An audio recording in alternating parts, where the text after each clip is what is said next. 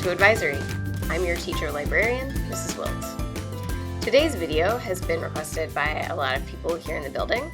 Shout out to the teachers and administrators. So today for Advisory, we're going to play a few rounds of Don't Do This, Do That, Email Etiquette Edition. So round 1, don't send emails from an unidentifiable or unprofessional email account like this one that ended up in my spam folder. Do send emails from a professional email address. Part of the reason you need to use a professional email address when you send emails is because, as we just saw, random, unidentifiable, or funny email addresses often automatically get filtered into spam. So your recipient might not even get your message. The other reason you want to use a professional email address is so that your recipient knows who the email is coming from. When we're at Duneland, our professional email addresses are our Duneland email addresses. But when you go on beyond CHS, if you have to create a new email account, especially when you're going to put on job applications, resumes, things like that, you really want to make sure that it's a professional email account. So typically what we consider professional will have a person's name in it in some way, shape, or form. Like our Duneland emails are our first initial and our last name. You also want to make sure as you're setting up those accounts that your username and your profile picture are also matching your email address in level of professionalism.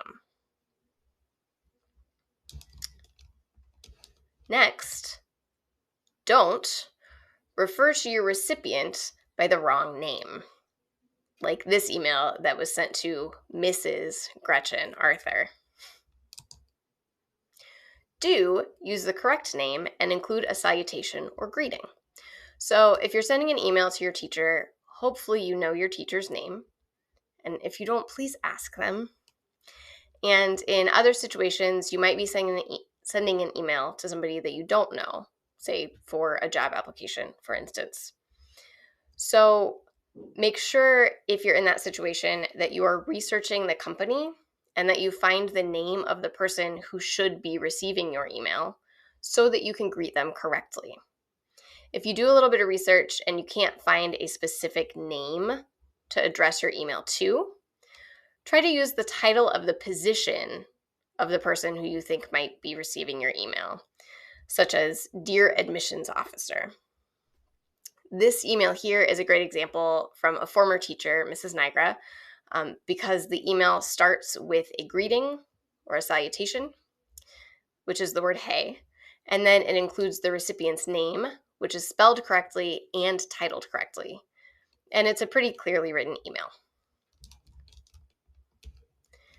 Speaking of writing, don't use too much slang, poor grammar, text speak, or too many emojis.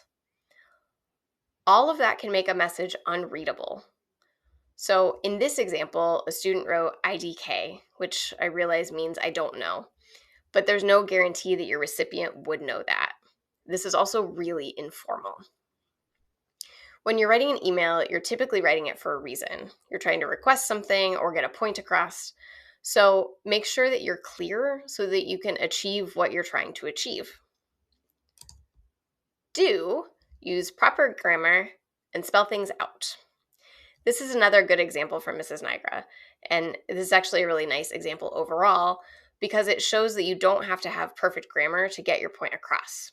For instance, we can see here that the student who wrote this did not capitalize the word canvas once, but did capitalize it the second time. The point comes across anyway. It's a very polite email. Again, there's a greeting, the name is correct, and the student mentions that they're willing to clarify things if what they've written here is confusing, which is a nice polite touch.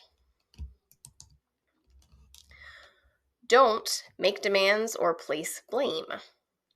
In this first example, this is a message that I got back in 2021 when we were doing a digital library escape room, and the student, I don't think the student meant to sound demanding. If they had just put a question mark at the end of the sentence, hey, can I get some help? I think it would have sounded a lot better, but the way that it's written right now sounds demanding and entitled, and it's really off-putting. In the second example, send me the Wi-Fi password for my personal device. I need to use it. Can't help you there. Do be respectful in your tone and your word choices. So a really good way to check for your tone and whether you're being respectful enough is to think to yourself, would I read this message out loud to the face of the person that I'm writing it to? If the answer is no, go back and double check your tone and your word choices. If the answer is yes, you can probably send it. Don't be vague or write in a stream of consciousness style. So, like I said, when you're sending an email, you're probably trying to accomplish something, right? And if all you send me in a message is, this is not working for some reason, I have no idea what you're talking about. So I'm not going to be able to help you, even if I want to help you. So make sure that you're really specific in what you're writing. And the second example here is kind of stream of consciousness, run-on sentence. That can get really wordy, and your recipient might not be able to decipher exactly what you need. So make sure that you do be specific and concise. This is a fantastic example from another former teacher, Mrs. McBride. We have a salutation. The name is correct. This is very friendly. It's a brief email. It's only one line long. And in it, the student manages to say what they're emailing about, what they would like Mrs. McBride to do, when they would like it to be done by, and they express appreciation. They include the link that Mrs. McBride will need, and they have a closing, their name, and they include the block they're in, which is really, really helpful. When you're emailing teachers, you might have 5, 6, 7, maybe 8 teachers at a time. Your teachers are dealing with over 100 students all at once with grades, assignments, attendance, questions, concerns, et cetera, et cetera, et cetera. So please make sure that you give as much information as possible. The student did a great job.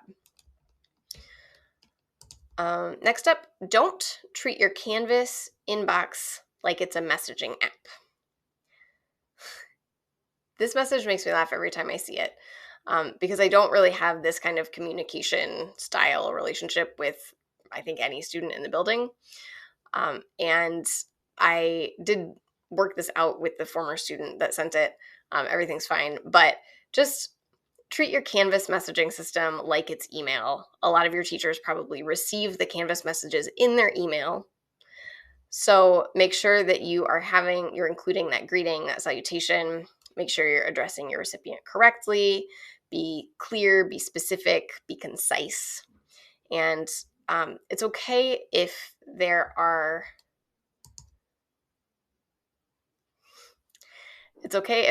some errors or misspellings like there are in this question, but it's clear enough that I knew what this student needed and I was able to help them out. And finally, the last biggest request from all of our teachers and administrators and staff in the building: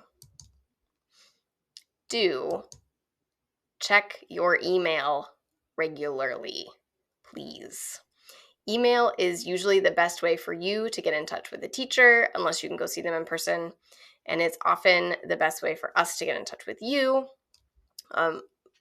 in a not face-to-face situation. So please make sure you check your email at least once a day during the school week. You don't have to check it on the weekends. I don't check mine on the weekends because I'm trying to keep a little bit of separation between my personal life and my work life, boundaries and balance. That's totally fine. But do check your email at least once a day during the school week and make sure that you're cleaning out your inbox. If there are emails that you have in your inbox that are no longer pertinent, delete them. Part of that is to help you stay organized and on top of things, because how are you going to suss out which emails are the most important when you have an enormous stack of unreads? But part of it also is because if you bring your computer to the library to print or for IT help, and we see that you have over 10,000 unread messages, we're going to break out in hives. So take care of us, take care of yourself, check your email regularly, make sure that you are deleting emails that you don't need, and make sure that if you send somebody an email and they respond back to you, that you get back to them again in a timely fashion. So keep all that in mind, and happy emailing.